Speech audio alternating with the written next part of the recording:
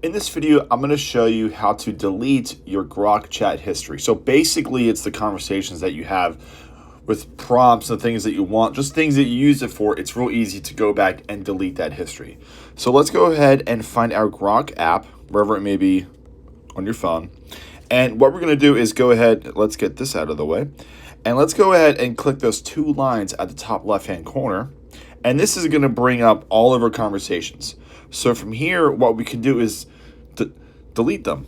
All you have to do is click and hold. You're going to get a couple options here, and you just want to hit delete conversation.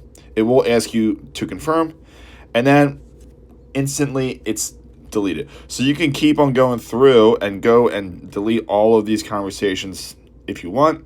But that's it. It's really simple and really easy to go ahead and delete your chat history on your Grok app. Basically, it's just deleting the conversation.